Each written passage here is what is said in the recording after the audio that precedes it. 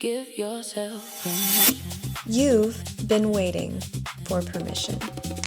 I'm a psychiatrist, I'm a DJ, and I work at the intersection of music,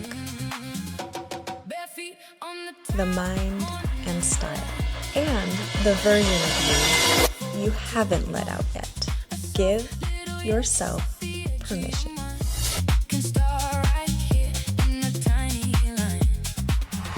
If you're new here, welcome. I'm Dr. Mona Amini, not your typical psychiatrist. And this is Give Yourself Permission, where the couch meets the booth. This is what happens when your therapist, your DJ, and your most honest friend are the same person. And she's reading your DMs. Every question you hear here is submitted by you, completely confidential. And if you want to be featured in the next episode, the link is below. Let's get into our first question. Give yourself permission. Accomplished Ms. Approval Seeker. She says, I've accomplished a lot. I have held the titles, the awards that I continue to get. People compliment me. From the outside, I probably look confident, but if nobody notices what I'm doing or validates me, my confidence disappears. How do I build confidence that isn't dependent on attention or approval? I think a lot of people are going to relate to this. So what you're describing has a name. It's called contingent self-worth, and it's more common than you think, especially among high achievers. So here's what it looks like in real life. You give a presentation. It goes well. Someone comes up to you afterwards and says, "That was incredible." You feel amazing, confident, like yourself. Now imagine you give that same presentation, same performance, same result. This time, nobody says a word. Suddenly, you're replaying every single slide, wondering what was off, and you're doubting the entire thing. Same outcome, completely different inner experience. That's contingent self-worth at work. And here's the thing about avoiding it. You can't outrun it by getting more compliments. More approval doesn't fix it. It just extends that moving target. What actually shifts is building an internal reference point, a relationship with your own standards that's separate from anyone else's opinion. That looks like asking yourself after something hard. Did I show up the way I wanted to? Did I do my best with what I had? Not asking, what did people think? And here's why this is so hard right now. We are living in a validating economy. And yes, I said economy, right? Likes, views, comments, follower counts, reposts. Almost every platform we use is literally designed to show you how many people approved of what you posted. And for high achievers, specifically people who are already used to tying their worth to output, awards, metrics, etc., the metrics make it worse. You graduate with honors and you post it. You hit a milestone and you share. And the feedback loop becomes, I did a thing, people noticed, I must be enough. Which means the reverse becomes, I did a thing, nobody noticed, I must not be That's not personal failing. That's what happens when external metrics become the only mirror that you have. Let's break down the science in a way that actually hits. The research on this is really clear. Studies on self-determination theory, which looks at what actually drives lasting motivation and well-being, consistently show that when people who operate from intrinsic values have significantly more psychological stability than those who depend on external validation. What else does that mean in plain English? People who know what they stand for, independent of what anybody else thinks, are more resilient, are more consistent, and frankly, more confident, more authentic. They're not louder, they're not more impressive from the outside. They're just steadier. The goal isn't to stop caring what people think. That's not realistic. That's not even healthy. The goal is to stop needing it.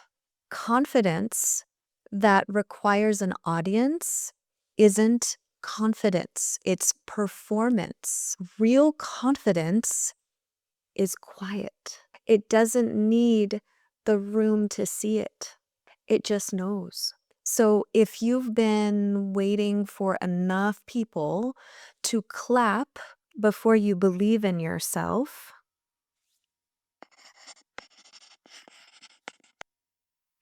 give yourself permission to be your own witness. All right. Our second question comes from Give yourself permission. Exhausted Ms. Overthinker. She asks, nothing is actually wrong right now.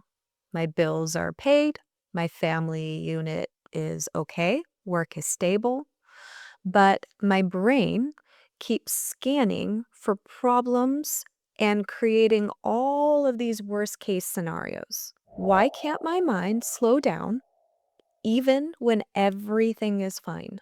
Yeah, I hear this more than probably everything else or anything else. Your brain isn't broken. It's doing exactly what it was built to do. But the problem is, it's doing it in the wrong era. Here's what this looks like. You finally sit down, the house is quiet, nothing is on fire. And instead of feeling relief, you start running a mental checklist. Did I forget to respond to that email? Is everything okay with my mom? What if that weird thing that I said last week to my friend in, dinner, or what I said last week in my meeting to my coworker actually bothered somebody? And you can't stop, even when you tell yourself to stop. So how do you interrupt the loop? First, name it out loud if you have to. My brain is scanning for threats right now. There are none. This is a pattern, not a signal. Second, give it something real to do.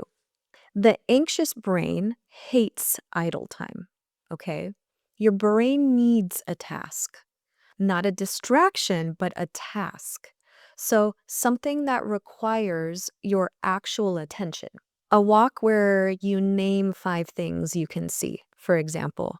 A conversation with somebody that you trust. Picking up that musical instrument.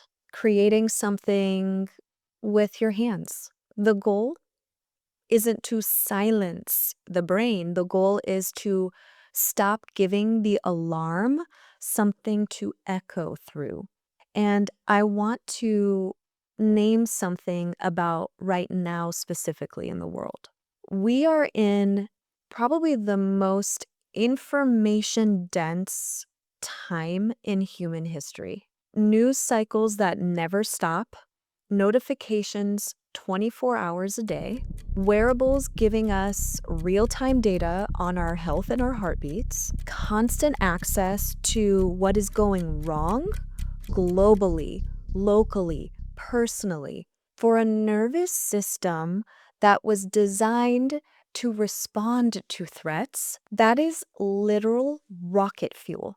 And even when your own life is stable, and yours sounds like it genuinely is, your brain is absorbing these ambient threat signals from everything around you. The news, the scroll, the conversation you have heard at the coffee shop. Your brain cannot distinguish between a threat to you and a threat near you. It just logs danger exists. Stay alert. That's not anxiety. Those are a really trained threat detector that hasn't been told it can stand down. Let's break down the science in a way that actually hits. There's a term in neuroscience called hypervigilance. You probably have heard it. It's what happens when the brain's threat detection system, centered in the amygdala in the brain, gets activated so often that it starts running as a default state. Not because there's an actual threat, but because the system has learned that scanning is safer than not scanning. And here's the critical part. So hypervigilance doesn't respond to logic. Nope. You can't think your way out of it. Telling yourself nothing is wrong, there isn't anything wrong, doesn't land in your amygdala. It needs to be regulated through the body, not the mind. I want you to think about that. It needs to be regulated through the body, not the mind. Deep breaths with slow exhales, movement, cold water on your face, bilateral stimulation like walking. These are not woo-woo. These are neuroscience. They're signals to your nervous system. We made it. You can stop scanning now. A calm life is not a life without problems. It's a nervous system that knows the difference between a real threat and a habit. And your brain scanning for danger when everything is fine isn't weakness. It's just a pattern. And patterns can change. So if your brain won't stop running worst case scenarios in a life that's actually okay,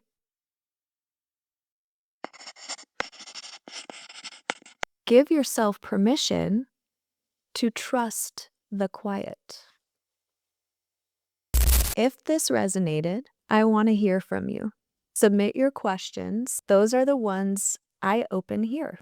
Follow me on Instagram or YouTube to drop them in real time, and join the email list for early access before episodes go live. You might even hear your question in the next episode. And remember, give yourself permission to trust the quiet. It's Dr. V. Let's take it there. Here's the track I'm prescribing. Give yourself permission.